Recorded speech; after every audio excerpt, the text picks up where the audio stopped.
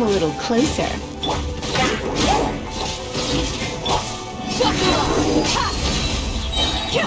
You're dead meat!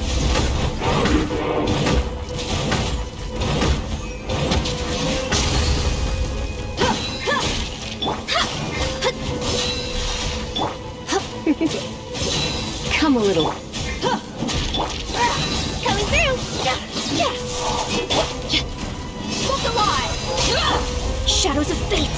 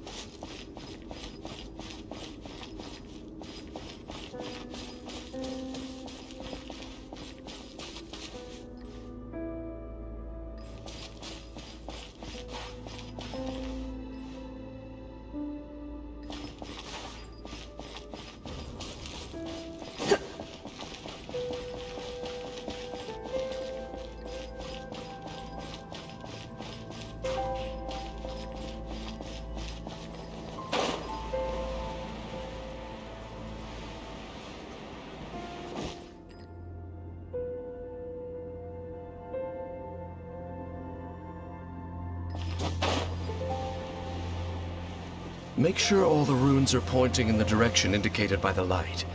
That should unlock the mechanism.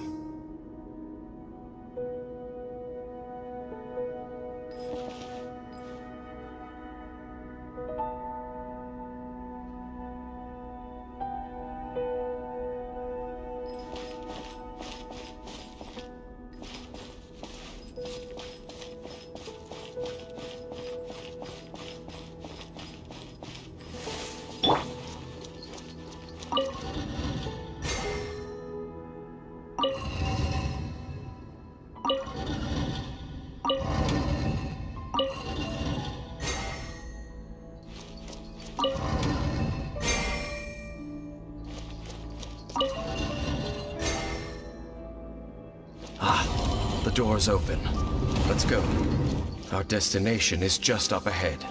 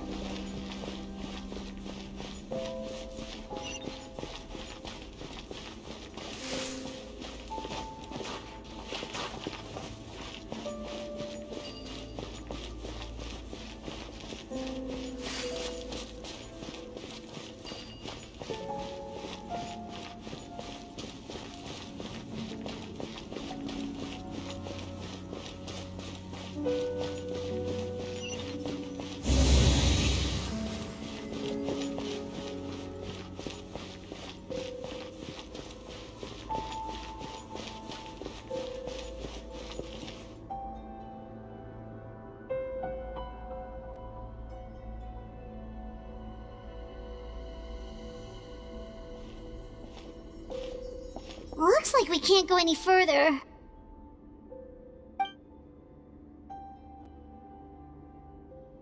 Be on your guard. I sense the presence of the Abyss. It's the Abyss Order! They're here!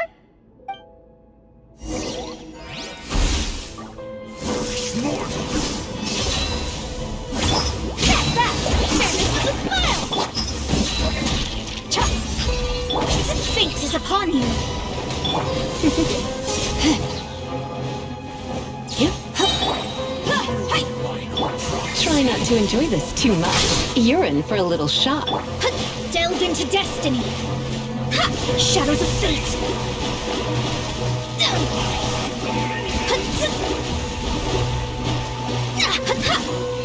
Come a little closer.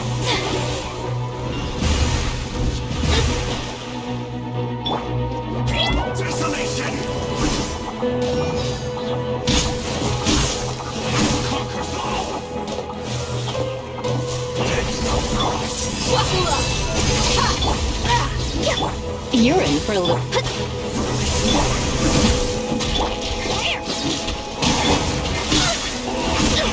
Odious fate.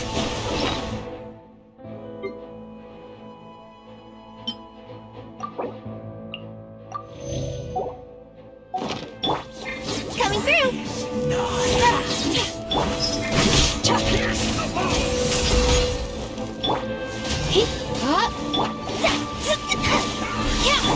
Let's get it on!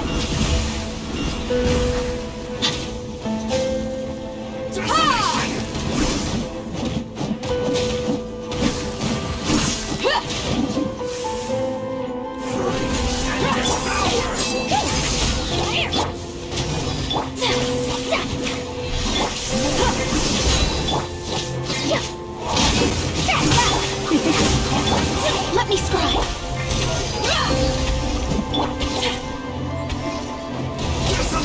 Coming through. Back here, please. Decided by destiny.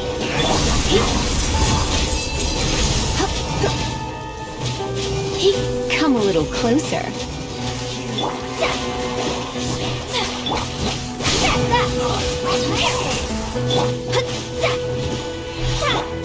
Yep.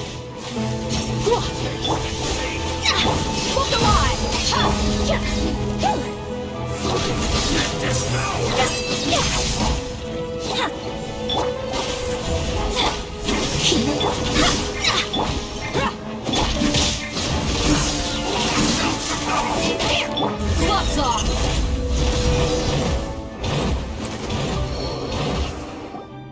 Just as I suspected. The false memories were a trap. The Abyss Order just wanted to follow us here. Now that they're in the vicinity, we should have a chance to see... Dane? What's wrong? Can you feel that? There's been a disturbance in the ley lines. It must be the work of the Abyss. Wow, you must be really sensitive to that sort of thing. Byron doesn't feel it. You too. Do as I say. Use that mechanism over there and leave this place. The Abyss Order is putting something in motion. If you return to Vimara Village, I suspect you might finally have the opportunity to locate the missing villager. Just think of it as a way to divide and conquer.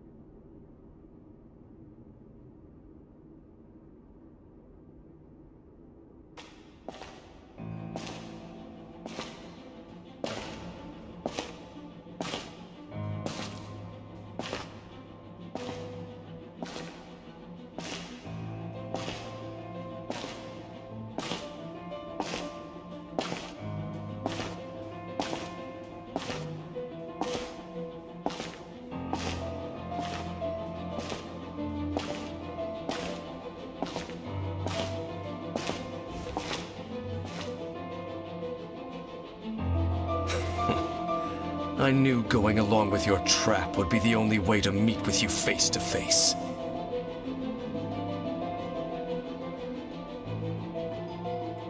You risked your safety, and that of the Eye. That's quite the gamble, Dainsleif. But I believe that I am the one walking into a trap laid by the Twilight Sword. So you came here all on your own? What about those followers of yours? When the Twilight Sword is prepared for battle, any army I could send would only be marching to their doom. Better that I face you alone. I know you must have a lot to say, but if it's a conversation you want, you'll have to defeat me first.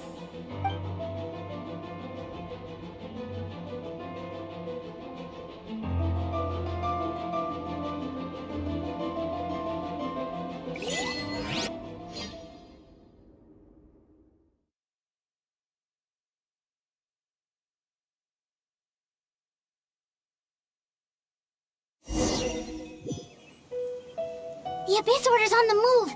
The ley lines are all out of whack! We better hurry back to Vimara Village and see what's going on! Hey! Look at those hilly trails over there!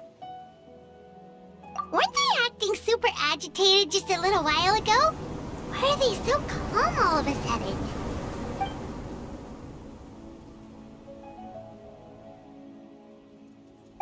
In the New World, they bade farewell to the shrouded sun. At last, they no longer needed to dwell on their suffering, or try to differentiate between various thoughts of blasphemy.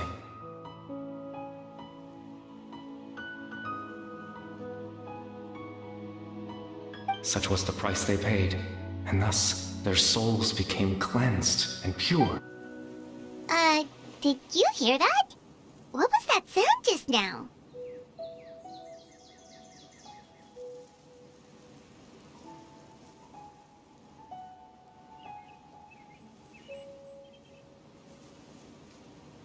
It sounded so gentle.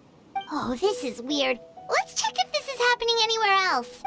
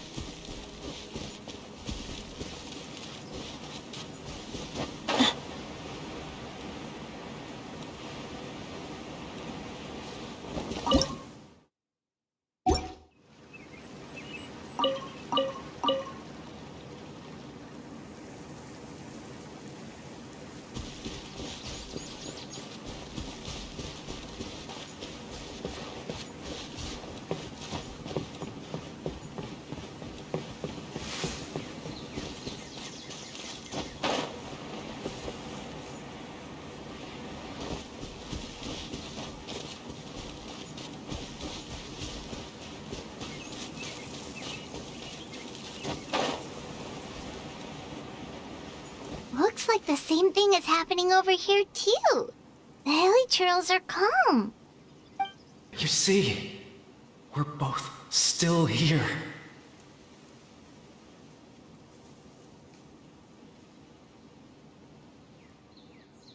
We've reclaimed an endless amount of time to love. Release your tears. You know.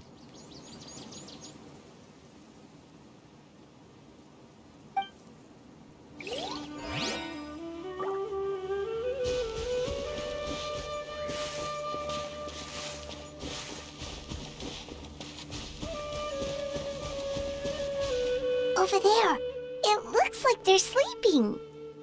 In the end, he whispered, softly.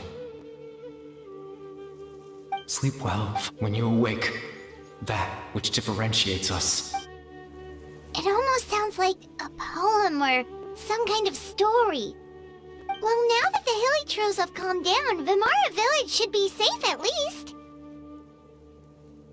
Let's put this situation to the side for now. Dane said this might be our chance to find the missing villager, so we should head back to Vimara Village before it's too late.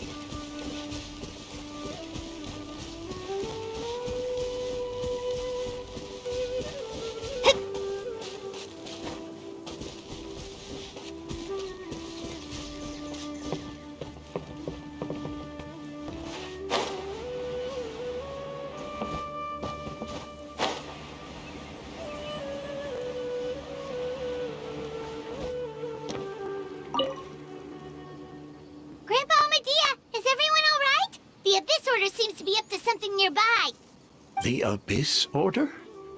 This is the first I'm hearing of it. Thank you for your concern, but as far as I'm aware, it's been business as usual here in the village. Well, that's good to hear. Oh, also, you didn't happen to come across any clues about the missing villager while we were gone, did you?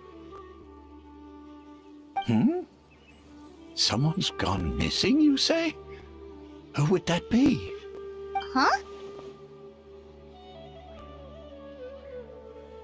You know, the young guy from Vimara Village. The one you've been looking for all this time. You posted a commission with the Sumeru Adventurers Guild. That's kind of the whole reason we're here, actually. Your missing persons commission. Ah, I do apologize, you two. I hope I'm not worrying you too much. I'm sure it's just my age making me forgetful again.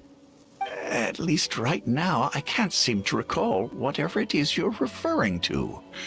Perhaps you should try asking someone else. But how is that? All right. Thanks for your help, Grandpa Amadia.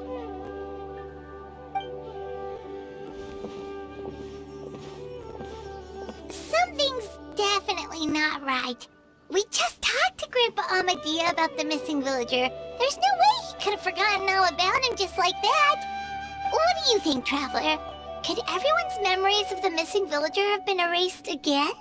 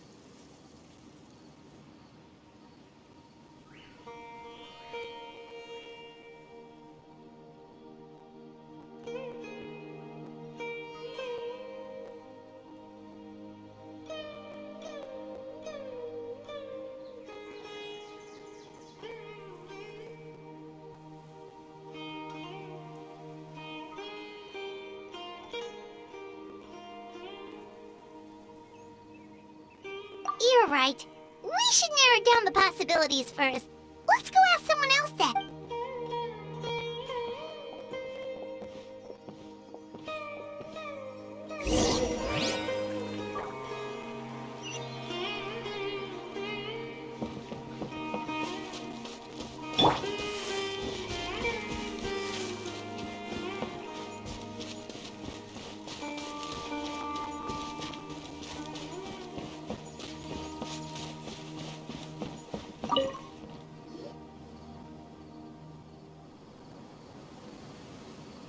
Someone's gone missing?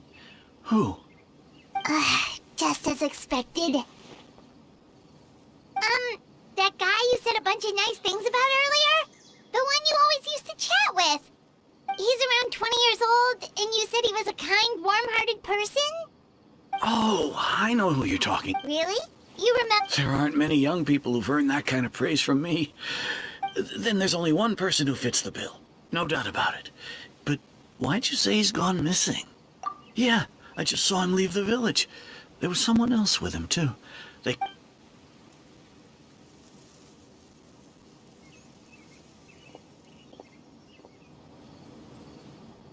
Strange. Bayram seems to remember him.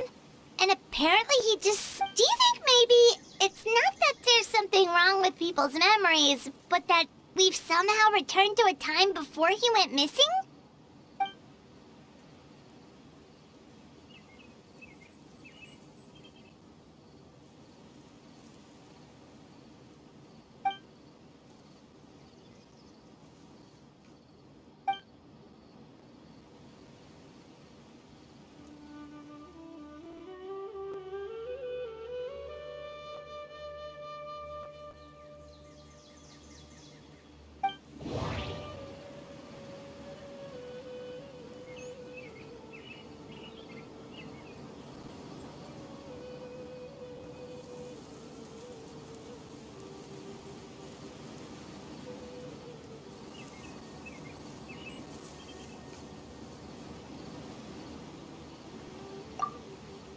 If this person only exists in people's memories, maybe we're in someone's memory right now. Right! Paimon totally forgot about the ley line disturbances. We're in someone else's memory. Just like how you entered your sibling's memory last time. That would also explain why we seem to be at a time before he went missing. It's a memory after all. Right. If he's someone who only exists in people's memories, then we're finally on the same turf. But didn't Bayron just say that he saw him leave the village with someone? Where should we go look for him? Who knows how long this ley line disturbance is gonna last? We might not have that much time, and we don't even know whose memory this is. Good idea. That'll help us narrow things down. We pretty much figured out that the missing villager has the ability to... Right! That! Could we try to figure out more about him using what we know of his ability? Like, does it maybe leave a trace that would somehow give him away?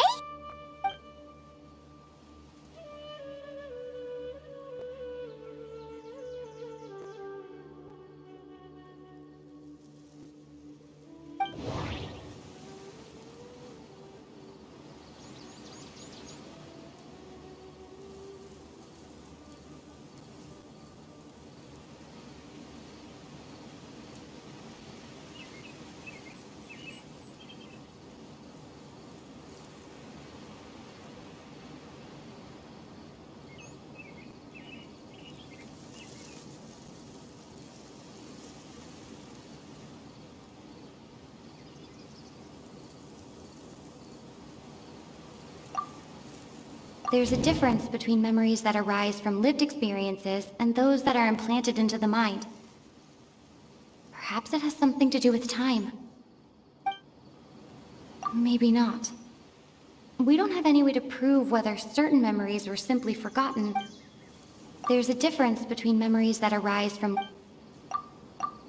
If time was allowed to pass within the false memories, there's a higher chance they might conflict with someone's original recollection.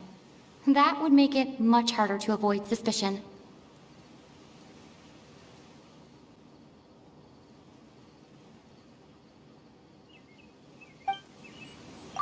No wonder!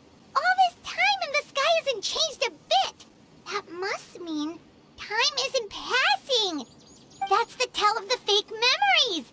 The implanted memories are basically taking place outside of the regular 24 hours of the day. If the memories included the regular passage of time, it would be easy for people to tell that something was off. Like there could be overlap or something. People might start to wonder why they remember doing two different things at the same time of day. That's why he makes sure the memories take place at a specific moment in time rather than over a period of time.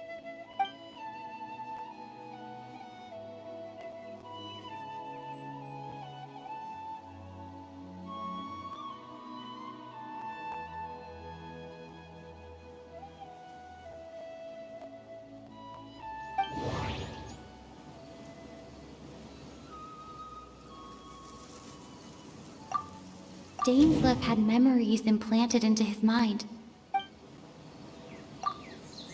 We thought Chief Amadea forgot about the missing villager, but it turns out we're at a moment in time before the village issued the commission. The color of the sky coincides with the... Oh, right! That's exactly what Atosa described! Come to think of it, every time we talked, it always seemed to be around dusk, just like right now. Time always passed by really slowly. Even when it felt like we'd been talking for hours, the sun would still be at the same position in the sky. Yep, that has to be it! This is definitely Atosa's memory.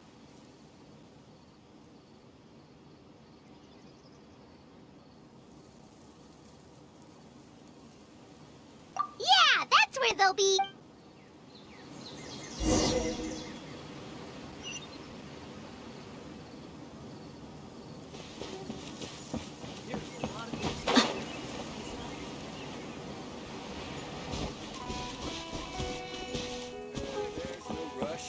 I'll have another taco.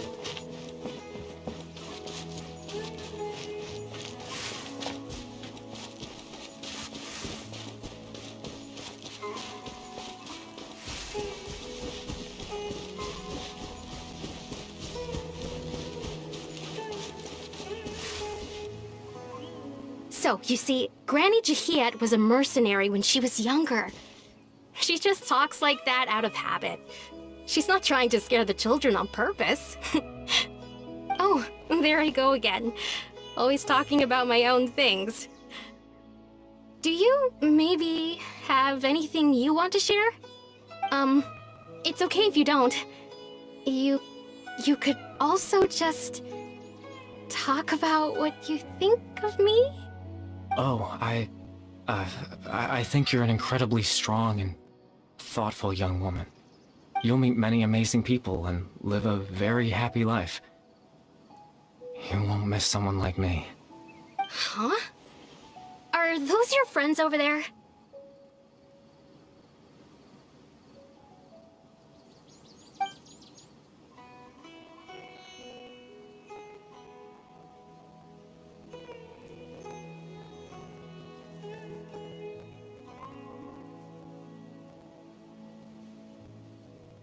Oh, right! This version of Atosa hasn't met us yet! Friends? I guess you could say that. It must have taken them a lot of effort to find me. So, I should see what they need. I'm sorry, Atosa. We'll have to continue this conversation another time. Another time, huh? Yeah, okay. I'll head back to the village then. Talk to you some other time.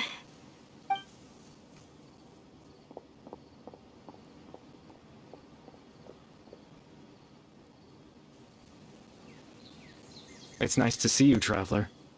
I believe this is the first time we've met.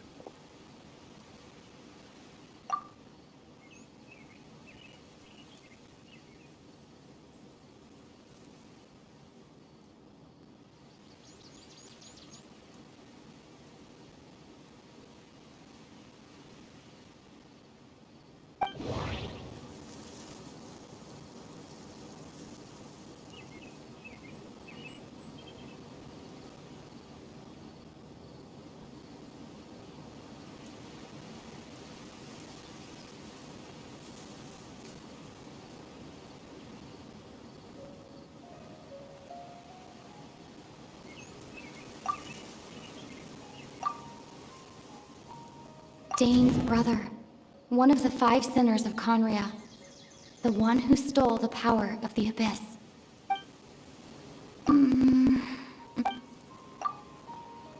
Born into abject sorrow, he shall now become the Loom of Fate.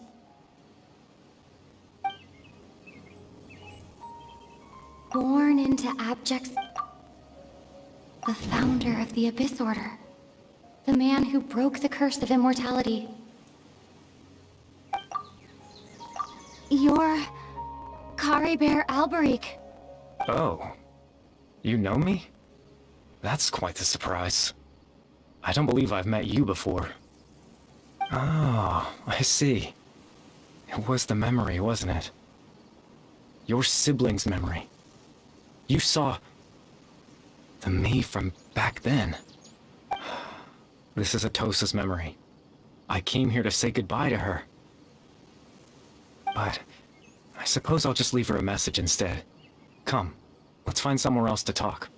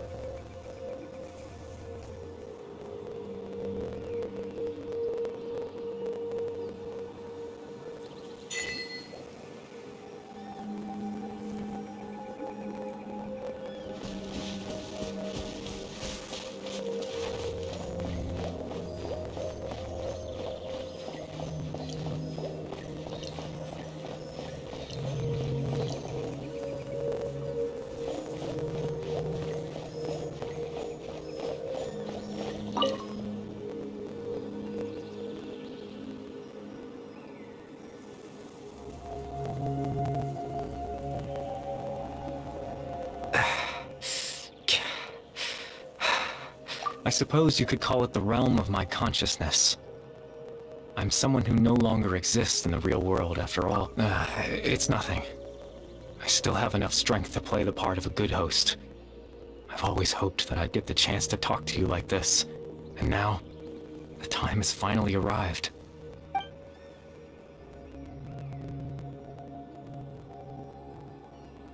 Extreme sorrow and pain. Hope and regret coursing through your veins. And a degree of abyssal power that defies comprehension. Father told me that once I possessed all those elements, I would become the loom of fate. But despite his intentions for me, I never truly became the loom of fate. I was merely used as a means for its construction. In truth, I died the moment I set everything in motion. The person you see before you now is nothing but a remnant of consciousness left over within the loom of fate.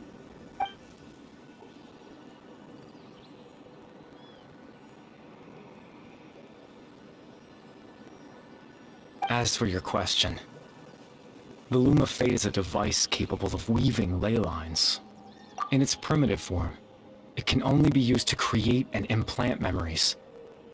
But as more of it is completed, its power becomes stronger and stronger, until finally, it has the power to weave real ley lines of its own. Once fully completed, the moment it gains the power to weave ley lines, it loses the lower level ability to influence memories. But it also becomes a tool that can change the entire world. Yes, I have the ability to control the loom in its semi-completed form. I suppose you can think of it as a form of compensation. After all, its existence cost me my life.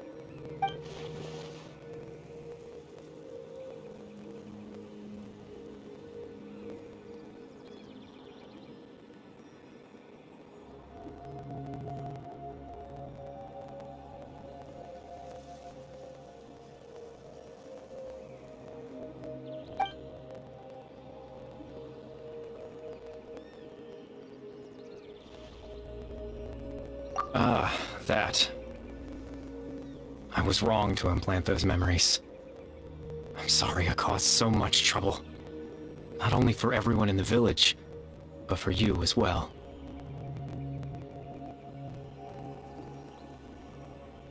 I just wanted them to feel like I once existed in this world. As if I had a chance at life.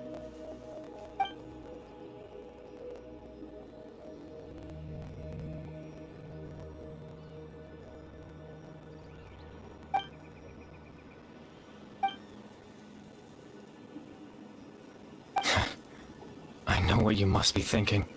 Why would I do something so meaningless? But I just couldn't accept it. I had to know what it would be like if I had my own life. What kind of person I would be. What other people would think of me.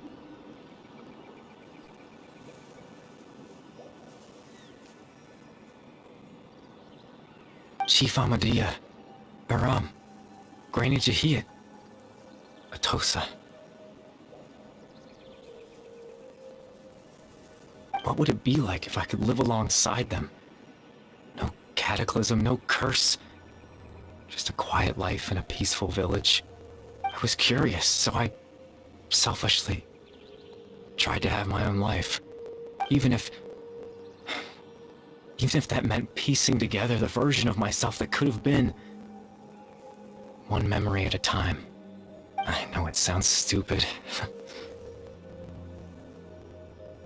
After all, my life ended a long time ago.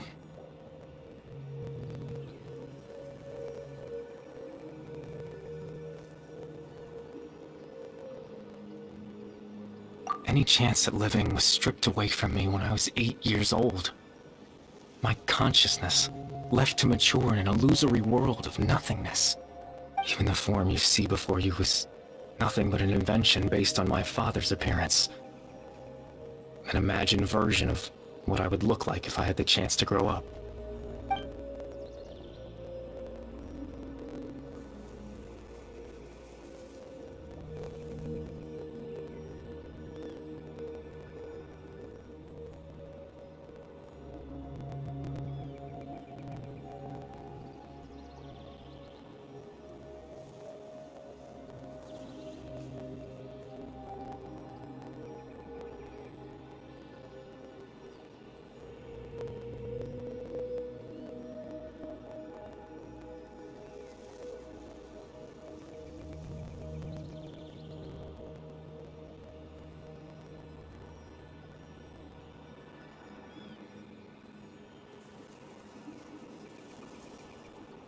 I know.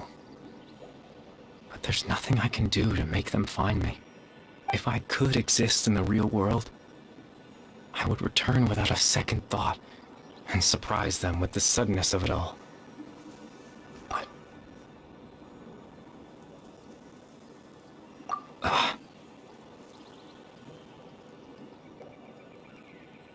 I know.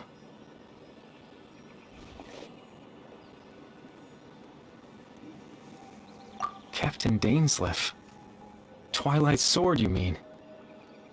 No need to meet up with him. Things should already be settled on his end. Exactly.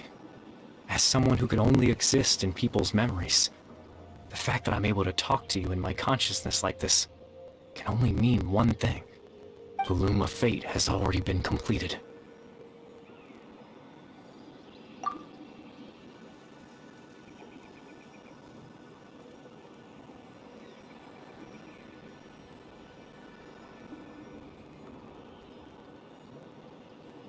No need to worry about Captain Dainsleif. He's absolutely fine. The only reason he lost the eye was because I happened to guess exactly what he was planning. Captain Dainsleif has had the eye inside his body this whole time, hasn't he?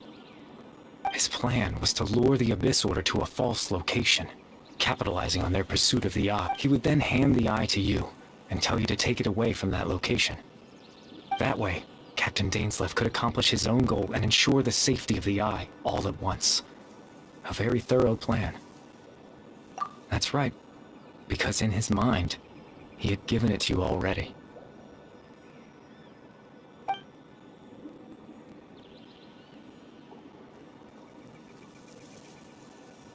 Before you two entered that false location, Traveler, wait.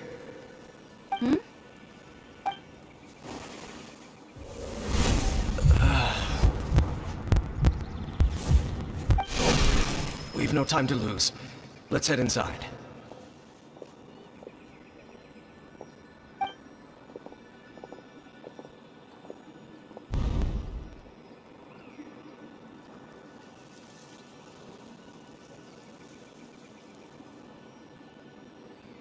That was when I implanted the memory of him handing you the eye.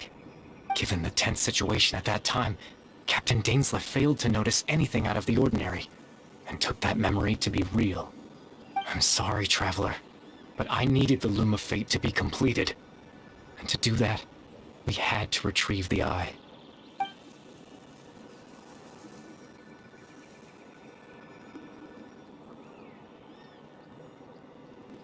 I promise I'm not trying to conceal anything from you, but I truly have no idea what... Tevat's ley line system is deeply entrenched in the planet. Creating new ley lines can neither replace nor extend the ones that already exist. In the face of everything they could be planning, I fear I'm too insignificant to even get a glimpse of the bigger picture. In any case, I had my own use for the Loom of Fate, and my goal, at least, has been achieved. You remember my father, don't you? Clotar Alberic. I believe you saw him in your sibling's memory. After he used the power of the Abyss to restore consciousness to my hilichurl form, I suffered from an indescribable level of mental anguish. To comfort me, my father told me a story. That this was a fairy tale world where I had to take on the form of a little monster. That story managed to dispel my fears, even if just for a moment. My goal was simple: to use the Loom of Fate in its near-completed form, when its ability to create memories was at its strongest, to implant a specific memory into the minds of the hilichurls. In that memory, I would tell them a story, just like my father did for me. It was a story of fairy tales and love. But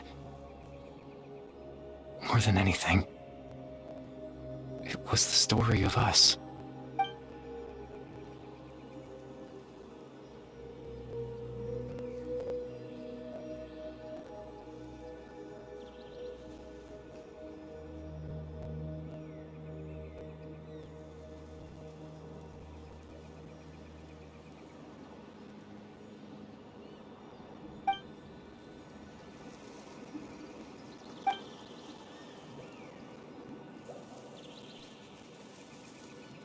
I can't change the world. Not when I lost the very right to exist within it. Implanting those memories, that was the most worthwhile thing I could offer. All that's left of my existence is a wisp of residual consciousness tied to the Loom of Fate. In truth, that trace of my consciousness should have dissipated long ago. My goal was the one thing that allowed me to hold on all this time. But now, the bedtime story is finished. And it's finally time to rest.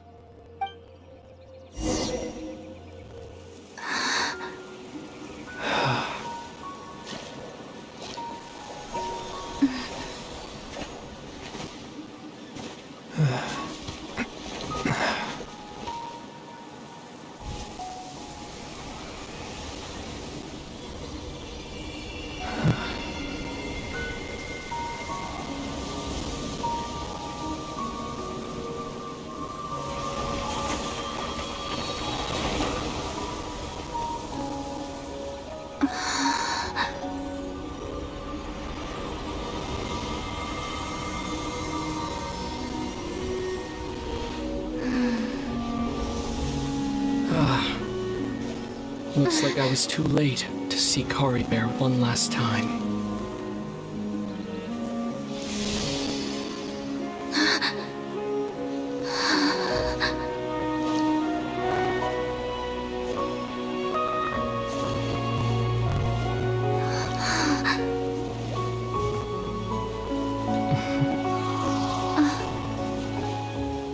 Kari Bear's consciousness is gone, and this space will soon disappear along with it.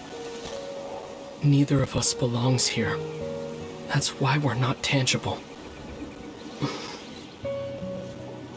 Were that not the case, I'd love to hug you too. Well, how about a conversation?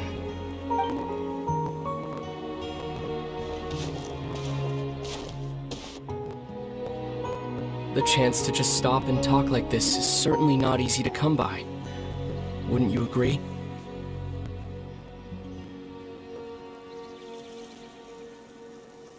That battle earlier was tough. The one against Dane, I mean. I didn't expect that after everything, he would still hesitate to raise his sword against me. Were it not for that, perhaps I'd still be no match for the Twilight Sword. Even after 500 years. The Loom of Fate, huh? I still haven't found a way to utilize it to its full potential. But there's still time. Before the heavenly principles awaken. Yes, for 500 years now, ever since the cataclysm in Conria, there's been no sign of activity. Not long ago, you witnessed the Hydro Archon destroy her divine throne. Yes? Such a flagrant disregard for the rules. And still Celestia took no action. I suppose that's proof enough of the Heavenly Principles situation. However, the Heavenly Principles will awaken. We just don't know when that will be, or what might trigger it. You could say that. Just look at Kari Bear. He was so pure and single-minded. The space we now find ourselves is a perfect representation of who he was. Quiet and peaceful. Even as a hilly churl, seeing the terrible sight within the mirror wasn't enough to taint his spirit. He brought comfort to the people of this world, even though he was denied the very right to be a part of it. So ask yourself this. Who was it that deprived him of that right to exist? Of course, that's only one example. My feelings about the heavenly principles are too complicated to explain in just a few words.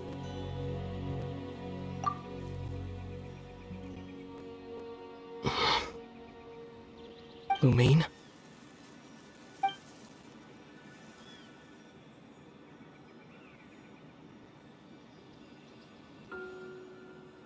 You're the only one in this world who calls me that. There's so much I wanted to ask you. But for some reason, I'm not interested in asking those questions right now. There's just one thing I have to ask. One thing I could never understand. Why? Why can't we continue our journey together?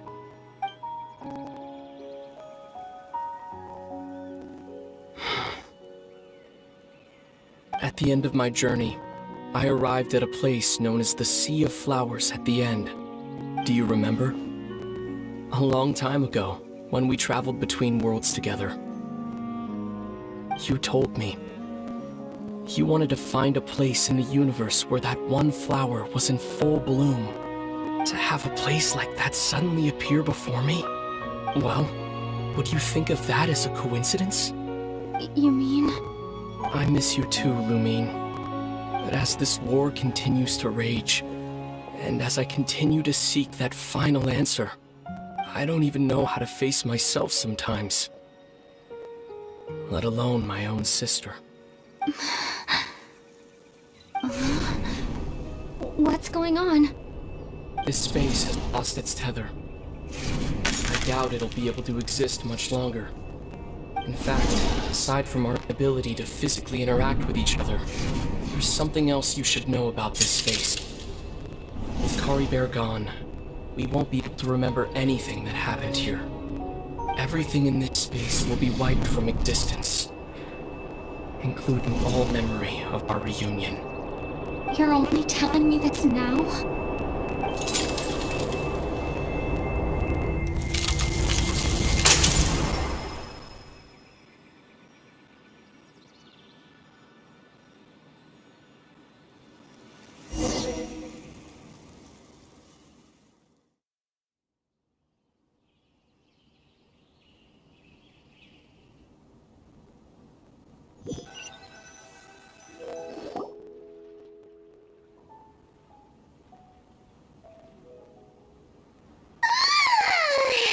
Still so sleepy. Paimon's head feels all fuzzy. Oh, Paimon woke up a little earlier than you, so Paimon will fill you in. The villagers said that they saw us sleeping near the village yesterday. They couldn't wake us up no matter how hard they tried, so they decided to just bring us back here. Oh, and Dane came by just now. It looked like he was injured. He didn't say anything, though. Just made sure that you were alright and left. Kinda seemed like he had a lot on his mind, but that's Dane for ya. Let's think for a second. We were in that memory, and we saw that guy you called Kari Bear. He was the missing villager that we've been trying to find, right? And after that, Paimon doesn't remember what happened.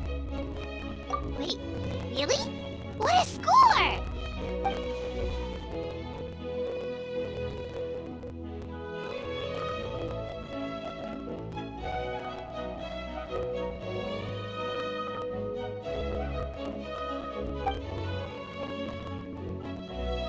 Well, what happened after that?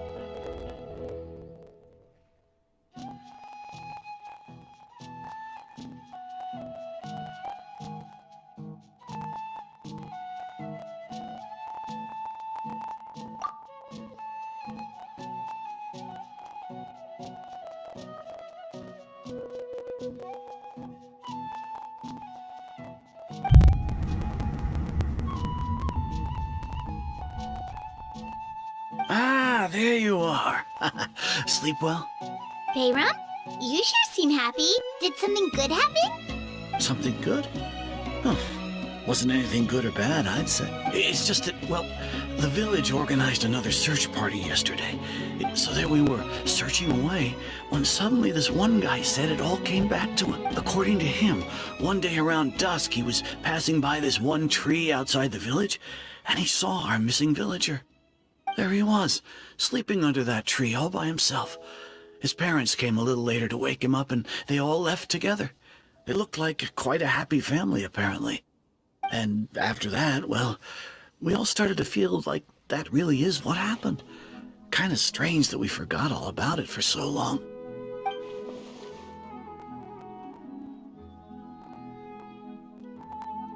Oh, and we also remembered his name, Kari Bear. Now, that's not a name you hear every day. Would have been helpful if we remembered it sooner. Well, I hope he's happy wherever he is, and we're all relieved now that we know what happened. Seems like everyone thinks Kari Bear left the village. That's probably for the best. At least they have some sort of explanation now.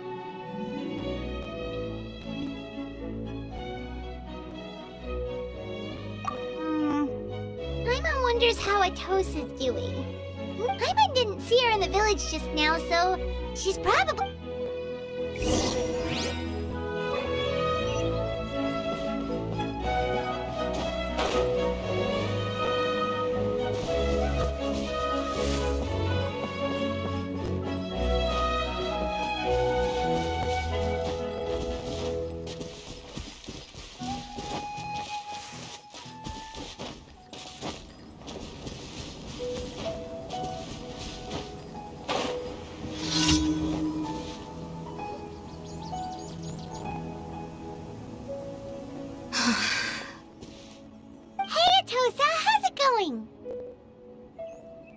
Oh, it's you two. I was just about to go looking for you. I wanted to thank you. I was part of the search party, so I remember what happened to Kari Bear now. Honestly, I just can't believe I forgot something so important.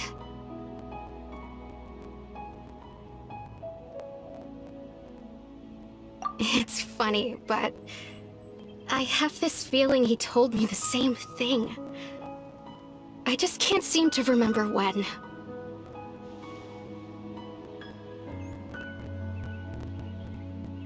I guess it doesn't really matter anyway.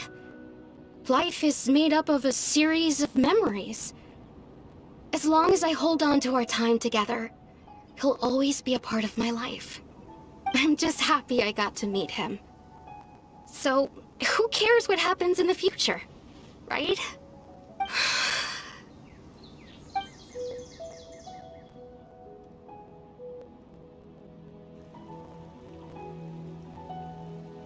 Okay, I'll admit, I'm just putting on a brave face. I was dumped, wasn't I?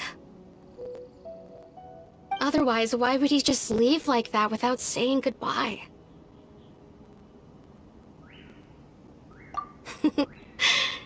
You don't need to comfort me. I'll be okay. It's just like Kari Bear said. It's the things we overcome that make life more precious.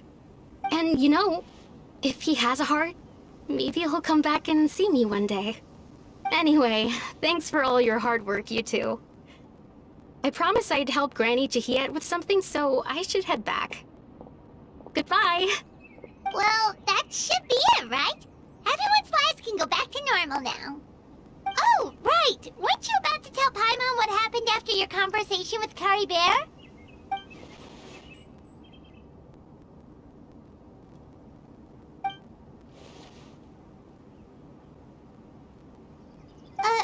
A picture? Where'd that come...